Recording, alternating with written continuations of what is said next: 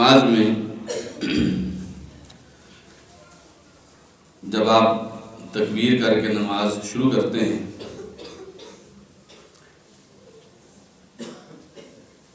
تو یاد رکھیے نماز کے شروع میں یا نماز کے کسی بھی حصے میں کانوں کو ہاتھ لگانا، کانوں کو انگوٹھا لگانا، انگلی لگانا، پکڑنا نبی کریم صلی اللہ علیہ وسلم کی کسی حدیث سے ثابت نہیں ہے۔ یہ انداز بالکل غلط ہے اور بدعت پر مبنی ہے۔ نبی کریم صلی اللہ علیہ وسلم کانوں تک ہاتھ اٹھاتے تھے، کندھوں تک ہاتھ اٹھاتے تھے، لیکن کانوں کو ہاتھ لگانا یا پکڑنا یہ کسی بھی ایک حدیث سے بھی ثابت نہیں ہے رسول اللہ صلی اللہ علیہ وسلم سے۔ تو اس مسئلے میں اپنی اصلاح ان لوگوں کو بھی کر لینی چاہیے جو زیادتی کرتے ہیں۔ نبی علیہ السلام کانوں تک ہاتھ اٹھاتے تھے، کندھوں تک اٹھاتے تھے۔ آپ ان ہاتھوں کو کانوں تک لے کے جا کے پکڑ لیں، انگوٹھا لگائیں، یہ زیادتی ہے۔ اور ان لوگوں کو بھی اصلاح کر لینی چاہیے جو ہاتھ اٹھاتے تو ہیں لیکن اس میں کمی کرتے ہیں۔ آپ اور میں نہ دین میں کمی کر سکتے ہیں نہ زیادتی کر سکتے ہیں۔ اب پیٹ تک ہاتھ اٹھانا بھی کسی حدیث میں نہیں آتا، سینے تک ہاتھ اٹھانا بھی کسی حدیث میں نہیں آتا، ٹیڑھے ہاتھ اٹھانا بھی کسی حدیث میں نہیں آتا، کسی حدیث میں نہیں آتا۔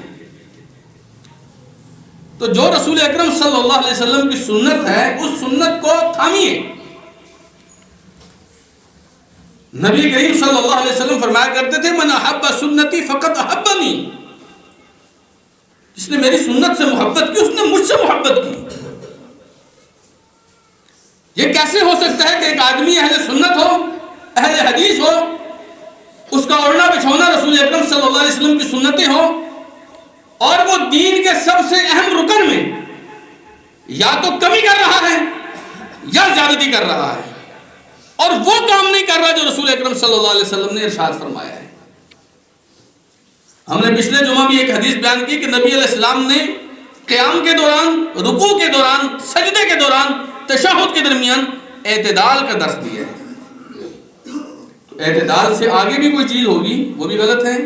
اور اس سے پیچھے بھی کوئی چیز ہوگی وہ بھی غلط ہے۔ نبی کریم صلی اللہ علیہ وسلم کے بارے میں اللہ تعالیٰ نے فرمایا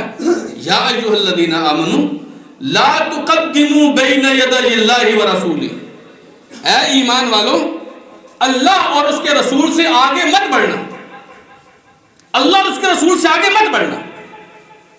تو اگر اللہ کے رسول صلی اللہ علیہ وسلم نے کندھوں تک ہاتھ اٹھائے، یہ صحیح بخاری شریف کی حدیث ہے، صحیح مسلم شریف کی حدیث ہے، ابو داؤد میں موجود ہے، ترمذی میں موجود ہے، نسائی میں موجود ہے، ابن ماجہ میں موجود ہے، مسند احمد میں موجود ہے، موطا امام مالک میں موجود، حدیث کی ہر وہ کتاب جس میں نماز رسول صلی اللہ علیہ وسلم کا تذکرہ ہے اس میں یہ حدیث آپ کو ملے گی۔ حتیٰ کہ امام ابو حنیفہ رحمۃ اللہ علیہ کے بہت خاص شاگرد تھے محمد بن حسن شیبانی رحمہ اللہ، ان کی کتاب کے اندر بھی یہ حدیث موجود ہے کہ نبی علیہ السلام کندھوں کے برابر یا کانوں کے برابر ہاتھ اٹھاتے تھے، اور ایسی کوئی حدیث نہیں ہے جس میں آتا ہو کانوں کو پکڑتے تھے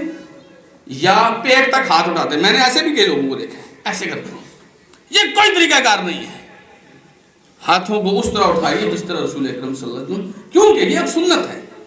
اور ہمیں شاید نہیں معلوم، بعض لوگ تو اس کی تعبیر کرتے ہیں کہ ہاتھ اٹھانے کا مقصد یہ ہے کہ دیکھو اللہ، اے اللہ میں تیرے سامنے دونوں خالی ہاتھ لے کر آ گیا ہوں۔ اس میں کوئی شک کی بات نہیں، ہم خالی ہاتھ ہیں، ہم سب فقیر ہیں اللہ کے در کے، اللہ غنی ہے، لیکن یہ تعبیر کرتے ہیں لوگ، اس کی ایک وجہ بتاتے ہیں، لیکن یہ وجہ قرآن و حدیث میں نہیں آئی، ہم اس کے اوپر بات نہیں کرتے۔ لیکن بہرحال اللہ کے رسول صلی اللہ علیہ وسلم کے سکھائے ہوئے طریقے کے اندر ایک خاص مقصد ہے، جب آپ اس طریقے کو بدلتے ہیں نا وہ مقصد بھی آگے پیچھے ہو جاتا ہے۔